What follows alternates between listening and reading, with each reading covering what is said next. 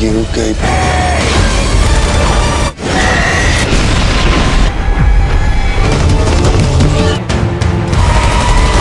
Movie की शुरुआत इस श्लोक से होती है जिसका मतलब था कि आओ मेरे बच्चों मेरी सुनो, मैं तुम्हें सिखाता हूँ कि ईश्वर का डर क्या होता है। इसके बाद हमें बैकग्राउंड में एक लड़की की आवाज़ सुनाई देती है जो कह रही थी कि जब मैं छोटी थी तो मेरी माँ सोने से पहले मुझे भगवान से प्रार्थना करने को कहती थी, क्योंकि भगवान दयालु और रहमदिल थे। लेकिन कुछ सालों बाद सब चीज़ बदल गया जब मेरे पिता मुझे और मेरी मॉम को एक मोजावी डेजर्ट नाम की जगह पर छोड़कर चले गए थे। उसके बाद से मेरी मॉम ने कभी भगवान के बारे में बात नहीं की। उन्होंने एक ऐसी भविष्यवाणी की बात कही उस समय की जिस समय पूरी दुनिया में अंधेरा छा जाएगा और इंसान की तकदीर का फैसला होगा। एक रात मैंने अपनी मॉम से पूछा कि भगवान इंसानों से नाराज क्यों हो गए, तो मेरी मॉम ने इसका कोई भी जवाब मुझे नहीं दिया। एंड यहाँ पर ये सीन खत्म हो जाता है, जिसके बाद हमें 23 दिसंबर की एक बरसाती रात को दिखाया जाता है, जिस रात एक फरिश्ता आसमान से जमीन पर उतरा था। उस फरिश्ते का नाम माइकल था। माइकल सबसे पहले अपनी चाकू से अपने शरीर पर लगे पंखों को काट देता है ताकि वो आम इंसानों की तरह दिख सके। पंख काटने की वजह से उसके शरीर में घाव बन गया था, जिसके इलाज के लिए वो पास की एक दुकान में जाता है जहां पर वो अपने जख्मों का इलाज करता है। उसके बाद में माइकल वहां से बगल की एक जगह पर जाता है जहां पर बहुत सारी बंदूकें रखी हुई थी। वहां से माइकल काफी सारी बंदूकों को लेकर एक बैग में भर रहा था।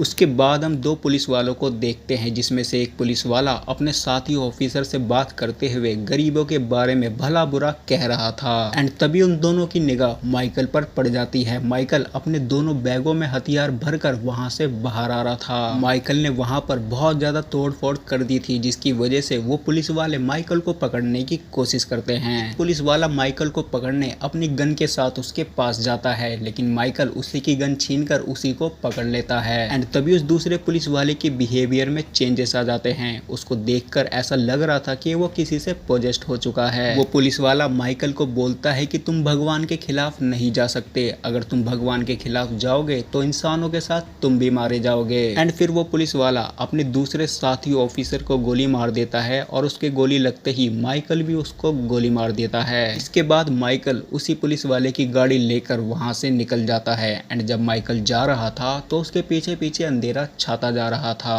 उसके बाद हम जीप नाम के एक लड़के को देखते हैं। बुरा सपना आने की वजह से उसकी आंख खुल गई थी, जिसके बाद वो वहां से बाहर आ जाता है। उसके फादर एक पैराडाइज नाम का रेस्टोरेंट चलाया करते थे, जिसके अंदर ये अपने फादर के साथ काम किया करता था। एंड तभी उसके पास एक चार्ली नाम की प्रेग्नेंट लड़की आती है जो उसी के साथ में वेटर का काम करती थी। ये लड़की वही होती है जिसकी मूवी की शुरुआत में बैकग्राउंड में वॉइस सुनाई गई थी। एंड फिलहाल ये अपनी फैमिली में अकेली बची थी। इसकी वजह से ये पूरी तरह बिगड़ चुकी थी। इसको खुद भी नहीं पता था कि इसके बच्चे का बाप कौन है। वो जीप से बात करते हुए उसको ये बताती है कि जब इस बच्चे का जन्म हो जाएगा तो वो इस बच्चे को छोड़कर कहीं दूर चली जाएगी, क्योंकि उसका ऐसा मानना था कि वो इस बच्चे की परवरिश नहीं कर पाएगी। एंड जीप चार्ली को ये बोलता है कि तुम फिक्र मत करो, मैं तुम्हारे साथ हूँ, हम दोनों मिलकर इस बच्चे को पाल लेंगे। हालांकि जीप को ये पता था कि ये बच्चा उसका नहीं है, लेकिन फिर भी उसने ये बात इसलिए बोली थी क्योंकि वो चार्ली से बहुत प्यार करता था और उसे बिल्कुल भी उम्मीद नहीं थी कि चार्ली से वो जितना प्यार करता है चार्ली भी उसे कभी इतना ही प्यार करेगी। इसके बाद हम जीप के फादर को देखते हैं। जीप के फादर का नाम बॉब था। वो अपने रेस्टोरेंट में टीवी को ठीक कर रहे थे। बॉब के साथ में एक पैरसी नाम का आदमी भी था जो उसी के साथ काम किया करता था। उस आदमी का एक हाथ कटा हुआ था। वहीं पर एक हावर्ड नाम का आदमी अपनी वाइफ के साथ बैठा हुआ था। वो अपनी वाइफ के साथ अपनी बेटी को लेकर एक दूसरी जगह पर शिफ्ट होने जा रहा था, लेकिन रास्ते में उसकी गाड़ी खराब हो गई थी, जिसकी वजह से उसको यहाँ पर रुकना पड़ा था। वो दूसरी जगह पर शिफ्ट होने से ले जा रहा था क्योंकि उसको और उसकी वाइफ को उसकी बेटी के छोटे कपड़े पहनना बिल्कुल भी पसंद नहीं थे। उसके बाद हम नशेड़ी आदमी कायल को देखते हैं जो माल फूकता हुआ झाई में कहीं जा रहा था। वो रास्ता भटक गया था और उसके फोन का नेटवर्क भी आना बंद हो गया था, जिसकी वजह से वो वहां से चार्ली के पास पहुंच जाता है। चार्ली भी रेस्टोरेंट के बाहर सुट्टेबाजी कर रही थी। वो चार्ली से बात करते हुए सबसे पहले उससे सिगरेट मांगता है, जिसके बाद वो चार्ली को ये बताता है कि उसके फोन का नेटवर्क नहीं आ रहा, जिसके बाद चार्ली उसको रेस्टोरेंट के अंदर भेज देती है। बॉब ने जीप को हावर्ड की गाड़ी गाड़ी ठीक करने का काम दिया था, लेकिन जीप चार्ली के ख्यालों में खोया हुआ था। ये देखने के बाद बॉब को गुस्सा आ जाता है, जिसके बाद वो जीप को वहां पर सुनाने लगता है। जीप गुस्से में गैराज से बाहर आ जाता है और बाहर आकर अपने फादर को ये बताता है कि चार्ली उससे प्यार करे या ना करे, वो चार्ली से बहुत प्यार करता है। जिसके बाद उसके फादर उसको समझा बुझा कर वहां से चले जाते हैं, लेकिन तभी जीप देखता है कि उसकी तरफ एक बहुत बड़ा तूफान आ रहा था। थोड़ी देर बाद उस तूफान के अंदर से एक गाड़ी आकर रुकती है, जिसके अंदर से एक 80 साल की बुढ़िया बाहर आती है। वो बूढ़ी औरत अंदर जाकर चार्ली के द्वारा अपना खाना ऑर्डर करती है। वो बूढ़ी औरत वहां पर सभी के नाम जानती थी, स्पेशली चार्ली का।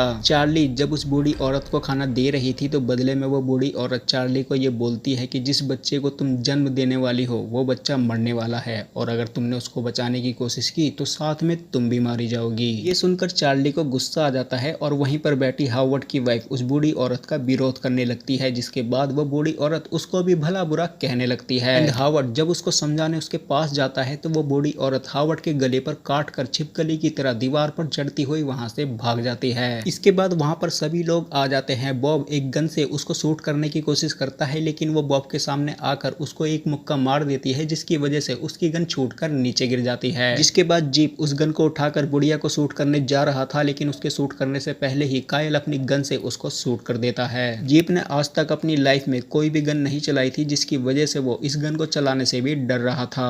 वो सभी लोग हावर्ड को कायल की गाड़ी में बैठाकर हॉस्पिटल ले जा रहे थे, लेकिन तभी बहुत सारी मक्खियों का झुंड तूफान का रूप लेकर उनके ऊपर हमला कर देता है, जिसकी वजह से वो लोग वापस आ जाते हैं। जीप ने जिस तूफान को देखा था दरअसल वो रेतीला तूफान नहीं बल्कि मक्खियों का तूफान था। वो लोग उस बुढ़िया की लाश को ठिकाने लगाने की कोशिश कर रहे थे, तभी उनके पास में एक पुलिस की गाड़ी आकर रुकती है, जिसके अंदर से माइकल बाहर आता है। माइकल वहां पर सभी को एक एक गन थमाकर ये बोलता है कि बुढ़िया जैसे और भी लोग यहाँ पर आने वाले हैं, तो उनसे मुकाबला करने के लिए तैयार हो जाओ। वो सभी लोग वहां से रेस्टोरेंट के अंदर जाकर अंदर से गेट बंद कर लेते हैं, जिसके बाद माइकल सभी आदमियों को लेकर वहां से छत पर चला जाता है। तभी वहां पर एक आइसक्रीम की वैन आकर रुकती है, जिसके अंदर से एक अजीब सा आदमी बाहर आता है। उस आदमी के मुंह के साथ साथ उसके हाथ पैर भी बहुत ज्यादा बड़े थे, जो उनकी तरफ बढ़ रहा था, लेकिन तभी माइकल अपनी गन से उसको शूट करके वहीं पर खत्म कर देता है। लेकिन उसके बाद वहां पर और भी बहुत सारी गाड़ियां आनी शुरू हो जाती है, जिसके अंदर इसी तरह के आदमी मौजूद थे। जिसके बाद माइकल अपने सभी साथियों को बोलकर उनके ऊपर फायरिंग शुरू कर देता है। उनमें से कुछ लोग खिड़की के जरिए रेस्टोरेंट के अंदर जाकर हावर्ड को पकड़कर अपने साथ में बाहर ले जाते हैं। वो लोग वहां पर चार्ली को भी मारने की कोशिश करते हैं, लेकिन उसकी मदद करने के लिए वहां पर माइकल आ गया था। सभी के साथ साथ वहां पर बॉब को भी कुछ भी समझ में नहीं आ रहा था, जिसके बाद वो गुस्से में माइकल से इस बारे में पूछने लगता है, जिसके जवाब में माइकल उसको ये बताता है कि पिछली बार जब भगवान का विश्वास इंसानों पर से उठ गया था तो उसने भूकंप भेजा, बाढ़ भेजा, लेकिन इस बार उसने मौत के फरिश्ते भेजे हैं जो इंसानों का खात्मा करने यहाँ पर आए हैं, और मैं भी यहाँ पर सिर्फ चार्ली के बच्चे को बचाने आया हूँ। जब उससे ये पूछा जाता है कि तुम चार्ली के बच्चे को क्यों बचाना चाहते हो, तो जवाब में माइकल उनको ये बताता है कि चार्ली के पेट में पल रहा बच्चा इंसानों को बचाने की आखिरी उम्मीद है, इसलिए वो सभी लोग सिर्फ चार्ली को मारना चाहते हैं। फिर माइकल से ये पूछा जाता है कि तुम्हें ये सब कैसे पता, तो माइकल उनको जवाब में ये बताता है कि कल रात से पहले तक वो भी उन्हीं की तरह था। ईश्वर ने माइकल को इंसानों को मारने का काम दिया था, लेकिन माइकल इस काम को नहीं करना चाहता था, क्योंकि उसका ऐसा मानना था कि पृथ्वी पर बुरे लोगों के साथ साथ बहुत सारे अच्छे इंसान भी मौजूद हैं, जिसकी वजह से उसने ईश्वर का साथ छोड़कर इंसानों का साथ देने का मन बना लिया था। जिसके बाद ईश्वर ने इस काम के लिए गैब्रियल नाम के एक फरिश्ते को चुना था, एंड गैब्रियल ही यहाँ पर उन सभी को भेज रहा था। थोड़ी देर बाद हावर्ड की वाइफ को हावर्ड बाहर दिखाई देता है, जो कि बहुत बुरी हालत में बंधा हुआ था। इसको देखने के बाद हावर्ड की वाइफ खुद को नहीं रोक पाती, वो उसको बचाने वहां से बाहर चली जाती है, लेकिन तभी पेर्सी उसको पकड़कर वापस ला रहा था। इतने में हावर्ड ब्लास्ट हो जाता है, जिसके खून के छींटे पेर्सी के ऊपर पड़ जाते हैं और पेर्सी जलकर मर जाता है। ऑड्री और कायल छत के ऊपर से पहरा दे रहे थे, तभी वो देखते हैं कि वहां पर एक वैन आकर रुकती है, जिसके अंदर एक आदमी अपने बच्चे के साथ मौजूद था। उसको देखने पर ऐसा लग रहा था कि वो अपने बच्चे की जान बचाना चाहता है, कि उस आदमी का पीछा करते करते वो सभी लोग भी आ रहे थे। फाइनली वो उसके पास आकर उस आदमी को मार देते हैं, जिसके बाद वो उसके बच्चे को भी मारने की कोशिश करने लगते हैं। ये देखने के बाद में कायल से कंट्रोल नहीं होता, वो उस बच्चे को बचाने उसके पास में चला जाता है, जहां पर उसको ये पता चलता है कि ये बच्चा भी उन्हीं में से एक है, एंड ये सारी चीजें उन लोगों को फंसाने की एक चाल थी जिसमें कायल फंस चुका था।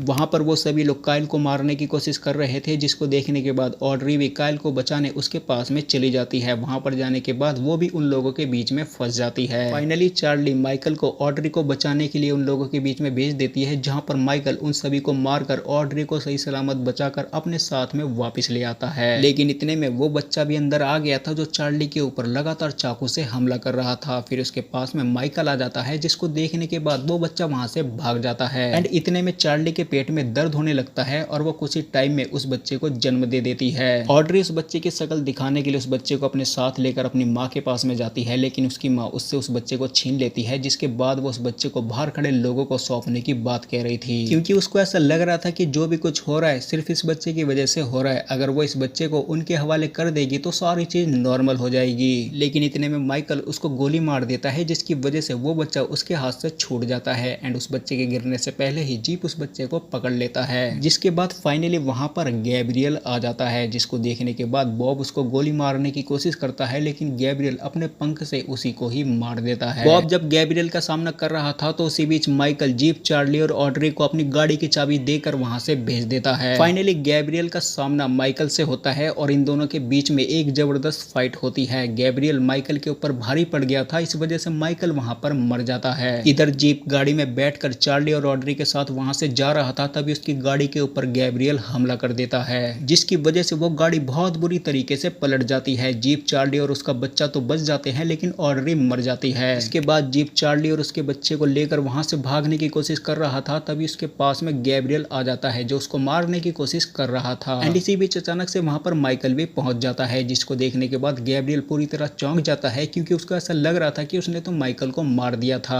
गैब्रियल वहां पर माइकल से ये पूछता है कि मैंने तो तुम्हें मार दिया था, तो तुम जिंदा कैसे बच गए? जिसका जवाब देते हुए माइकल उसको ये बताता है कि तुम ईश्वर को वो देना चाहती हो जो ईश्वर चाहता है, लेकिन मैं ईश्वर को वो देना चाहता हूँ जो ईश्वर की नीड है। माइकल वहां पर गैब्रियल को मारने ही जा रहा था, लेकिन तभी वो अपना मन बदल लेता है, जिसको देखने के बाद गैब्रियल उसको ये बोलता है कि अगर मैं तुम्हारी जगह होता तो मैं तुम्हें जान से मार देता। जिसका जवाब देते हुए माइकल उसको ये बोलता है कि इसी वजह से तुम आज तक ईश्वर का दिल नहीं जीत पाए। जिसके बाद गैब्रियल शर्मिंदा हो जाता है और वहां से चला जाता है। उसके जाते ही फिर माइकल भी वहां से चला जाता है। एंड यहाँ पर ये सीन खत्म हो जाता है। फिर अगले सीन में हम देखते हैं कि जीप चार्ली और उसके बच्चे को लेकर हंसी खुशी जा रहा था। एंड तभी हमें चार्ली की वही वाली वॉइस सुनाई देती है जो मूवी के शुरुआत में सुनाई गई थी, जिसमें चार्ली अपनी मॉम से ये पूछ रही थी कि भगवान आखिर इंसानों से क्यों नाराज हो गए थे। इसका जवाब देते हुए उसकी मॉम उसको ये बोलती है कि उसे नहीं पता। एंड फाइनली चार्ली को आज ये पता चल गया था कि भगवान आखिर इंसानों से क्यों नाराज हो गए थे। ये सारी चीजें होने की वजह से फाइनली चार्ली को ये पता चला कि भगवान इंसानों की आपसी लड़ाई से तंग आ गए थे। यहाँ पर ये मूवी खत्म हो जाती है। तो दोस्तों आज की वीडियो में सिर्फ इतना ही। मैं मिलूंगा आपको नई वीडियो में नए टॉपिक के साथ, तब तक के लिए धन्यवाद।